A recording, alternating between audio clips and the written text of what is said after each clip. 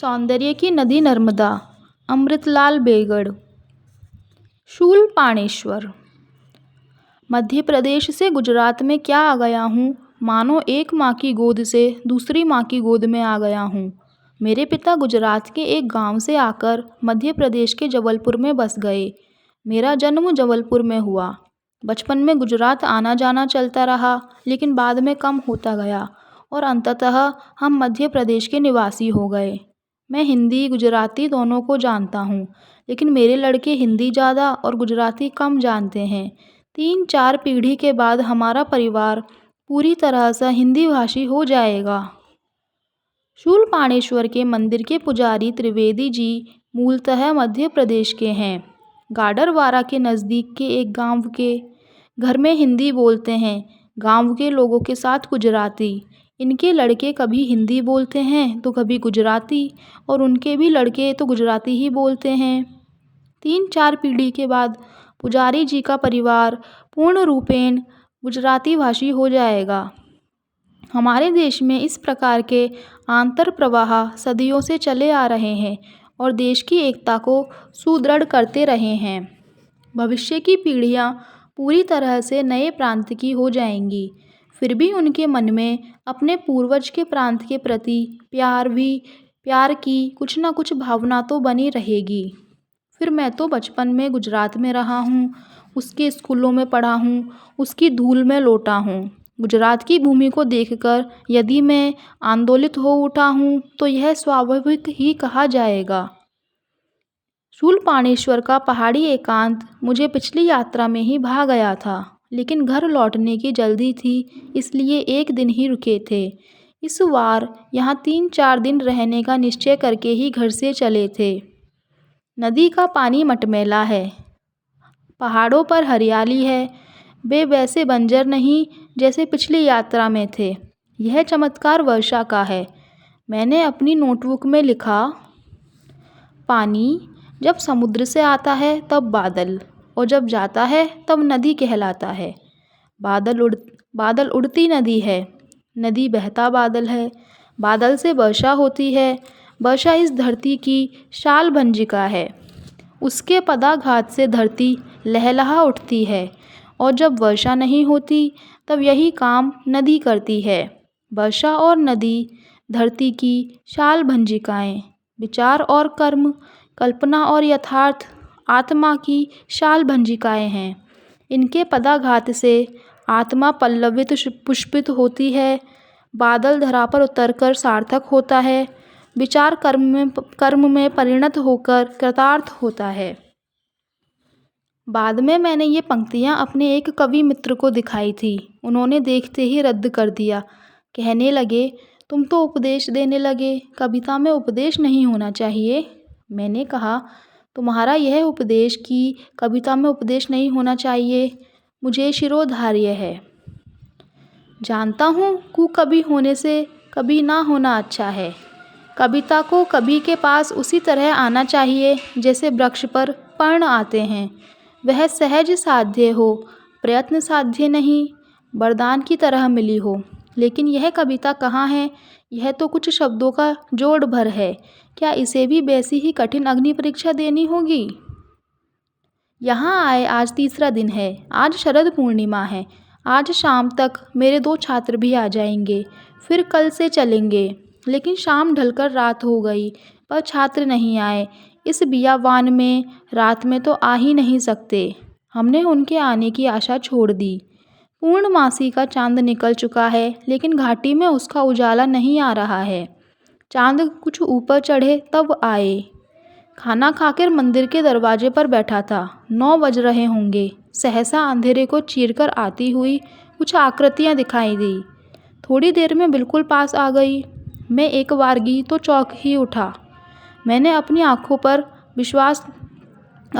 पर विश्वास करूं या ना करूं, भावावेश में चिल्ला उठा, कौन? अनिल? इतनी रात को? तभी मलया भी आ गया। शूलपाणेश्वर से नवागांव 3 किलोमीटर है।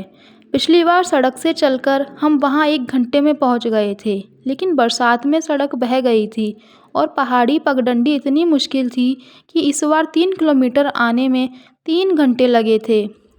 सो भी दिन में। रात के अंधेरे में ये कैसे आ गए? लोगों ने हमें आसान रास्ता बताया। काफ़ी दूर तक हम उस तट से आए, फिर नाव से नर्मदा पार की और नाविक को साथ लिया। आज हमें हर हालत में यहाँ पहुँचना था, वरना कल आप यहाँ से चल देते। हाँ, लेकिन मैं कल भी तुम्हारी बाट जोहता। कल ना आते तो परसों चल देता। तो कृपया परसों ही चलिए। हम इतने थक गए हैं कि कल चलने की हिम्मत नहीं। ठीक है, परसों चलेंगे। अब मैं निश्चिंत होकर नर्मदा तट पर चला गया। चांद ने अपनी जादू की पिटारी खोल दी थी और चांदनी धार बांधकर बरस रही थी। कभी उस आसमानी जादूगर को देखता, कभी चांदनी से नहाती पहाड़ियों को देखता, तो कभी चांदी सी झिलमिलाती नदी को देखता। नयनों को ऐसा उत्सव फिर कब देखने को मिलेगा? पिछले 3 दिनों से मैं चांद को बारीकी से देखता आ रहा था। जो चांद कल तक अनगढ़ सा लग रहा था, आज वह सुगढ़ और परिपूर्ण हो गया है। अब वह हर तरह से सुगढ़ और संपन्न नजर आ रहा था। संपन्न तो इतना कि कहीं अपनी ही चांदनी के भार से टूट न जाए।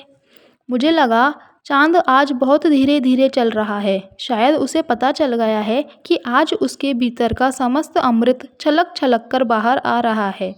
वह शायद अधिक से अधिक समय तक इस अमृत को लुटाते रहना चाहता है। धरती पर किसी वरदान की तरह चांदनी उतर रही थी। घाटी को चांदनी से लबालब भरते देखना कितना अच्छा लग रहा था। मुझे लगा, यह कितनी अजीब बात है कि चांद का प्रकाश उसकी अपनी चीज़ नहीं। सूरज की धूप ही चांद के धरातल से टकराकर चांदनी बन जाती है। तो चांद सृजक नहीं, अनुवादक है। वह धूप का चांदनी में अनुवाद करता है। पर कैसा दिव्य अनुवाद! धूप में वह माधुर्य कहाँ जो चांदनी में है। चांद को अनुवादक कहूँ, अनुगायक कहूँ या अनुसर्जक कहूँ, यही समझ में नहीं आ रहा है। जो मूल वादक की कृति की लय और छंद को बरकरार रखते हुए जो उसे एक भाषा से दूसरी भाषा में से ले आए, वही है अनुवादक। किंतु अनुवाद वाली मेरी यह उपमा आधी सच है। अनुवाद दोनों ओर हो सकता है, लेकिन धूप का चांदनी में तो अनुवाद हो सकता है, पर चांदनी का धूप में नहीं।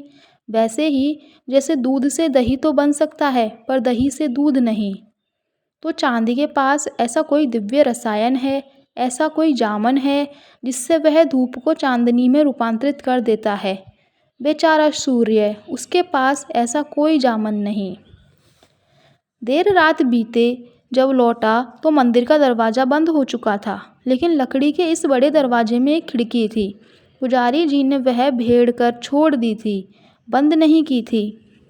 उसी से अंदर आया तो मेरे साथ नदी का शोर भी अंदर घुस आया। खिड़की बंद कर दी तो शोर बाहर रह गया। मंदिर के ठीक सामने है देव नदी, एक नन्ही नदी जो नर्मदा से मिलती है। इसी संगम पर स्थित है यह मंदिर। देव नदी की खड़ी और ऊंची कगार पर एक छोटा सा गांव है। देव नदी में सुंदर प्रपात है। हम यह सब देख आए हैं, पर आज अनिल और मलय के साथ दोबारा जाएंगे। देव नदी की कगार चढ़कर ऊपर आ गए। यहाँ का मंदिर देखने के बाद देव नदी का प्रपात देखा और जिस विशाल चट्टानी कुंड में वह गिरता है, उस रुद्र कुंड को भी देखा। देव नदी किसी घायल शेरनी सी शोर और गरज के साथ रुद्र कुंड में कूदती है और फिर सकरे ऊंचे चट्टानी दर्रे में से बहती हुई नर्मदा से मिल जाती है। वापस मंदिर आए। इस मंदिर के नीचे देव नदी की खड़ी कगार में से रिस रिस कर पानी निकलता है। गांव के लोगों ने यहाँ बांस के 2 टुकड़े बिठा दिए हैं, तो उनमें से 2 जलधाराएं अनवरत गिरती हैं। गांव की स्त्रियाँ यहाँ आती हैं, चश्मे की धार के नीचे बैठकर नहाती हैं या पानी भरती हैं। शूलपाणेश्वर के मंदिर से हमें ये सब दिखता रहता था। जब यहाँ आए हैं तो पहाड़ी से फूटने वाले इस चश्मे को भी देख लिया जाए। एकदम खड़ी पगडंडी से एक एक कदम नीचे उतरे। चिकनी गीली मिट्टी के कारण पैर फिसलते थे। बड़ी मुश्किल से चश्मे तक पहुँचे। हाथ में उसकी धारा को लिया, आंखें शीतल की और उस स्वच्छ जल को जी भर कर पिया। थोड़ी देर में 2 स्त्रियां आईं, बारी बारी से नहाईं, फिर सिर पर घड़े रखकर उस फिसलन भरी पगडंडी से ऊपर चढ़ने लगी तो हम देखते ही रह गए। हमें खाली चढ़ना मुश्किल होगा। ये 3-3 घड़े चढ़ाए ये 3-3 घड़े उठाए आसानी से और दृढ़ता के साथ जा रही हैं। इतनी आसानी और खूबसूरती के साथ केवल पहाड़ी स्त्रियां ही चल सकती हैं। स्पष्ट है कि इन्हें रोज घड़े लेकर चढ़ने उतरने का लंबा अभ्यास है। पुजारी जी से खूब बातें होती हैं। नवागांव बांध की बात चली तो कहने लगे, बांध के बन जाने पर सबसे पहले डूबेगा शूलपाणेश्वर मंदिर। इसके शिखर के ऊपर 100 फुट पानी होगा। शूलपाण की पूरी झाड़ी डूब जाएगी और आप जानते ही हैं कि यह झाड़ी 80 मील लंबी है। जाने अनजाने मेरे मन में यह बात है कि इस सुंदर एकांत स्थान में जितना हो सके रह लो, जी भर कर देख लो। 15 वर्ष के बाद तो इसका अस्तित्व ही समाप्त हो जाएगा। शायद इसलिए आज 4 दिन से मैं यहाँ घूम रहा हूँ। परकम्मा वासियों के बारे में बात चल पड़ी तो कहने लगे, कुछ समय पहले यहाँ से एक बाबा निकला था। वह दंडवत करते हुए परिक्रमा कर रहा है। उसके आने के पहले ही शोर हो जाता है कि दंडोती बाबा आ रहे हैं और हर रोग की दवा देते हैं। भोले भाले ग्रामीणों की भीड़ लग जाती। वह हर मरीज को एक डंडा जमाता, फिर भभूत या दवा देता। मैं दमे का पुराना मरीज हूँ। रोगी के सामने अच्छे से अच्छा आदमी भी बेबस हो जाता है। पहले तो मैं उसके झांसे में नहीं आया, लेकिन बाद में मेरी मत भी मारी गई। एक डंडा मैंने भी खाया। कुछ फ़ायदा हुआ? काहे का फ़ायदा? फ़ायदा ना होना था ना हुआ। जब तक पता चलता कि उसकी दवा से कोई फ़ायदा नहीं हुआ, तब तक तो वह काफ़ी आगे निकल चुका होगा। अच्छा धंधा कर रहा है। तीसरे पहर हम नर्मदा के ऊपर की ओर काफ़ी दूर तक घूमते निकल गए ताकि अनिल और मलय को झाड़ी की नर्मदा की कुछ झांकी मिल जाए। वैसे झाड़ी यहाँ समाप्त हो रही है, इसलिए पहाड़ियाँ वैसी सघन नहीं, फिर भी कुछ अंदाज़ा हो ही जाता है। अनिल तो आगे आगे भाग रहा है, मानो पिछली यात्रा में ना आ पाने की अपनी मजबूरी की क्षतिपूर्ति कर रहा हो। रात को खाना खाकर बैठे ही थे कि गांव की भजन मंडली आ गई। प्रारंभिक स्तुति के बाद जो पहला भजन शुरू हुआ तो मैं खिल उठा। मेरा रोम रोम पुलकित हो उठा। यह तो वही प्रार्थना थी जो आज से कोई 55 वर्ष पूर्व गुजरात के सुदूर कच्छ इलाके में अपने छोटे से गांव में पहली कक्षा में मैंने पढ़ी थी। मेरा अतीत उमड़कर मेरे सामने आ गया। मेरे आंखों के सामने मेरा गांव, घर, पाठशाला, नदी, तालाब सब कुछ साकार हो उठा। कोई आधी शताब्दी के अंतराल को एक झटके में चीरकर मैं कहाँ से कहाँ पहुँच गया। इस गीत ने तो मुझे मेरा बचपन लौटा दिया।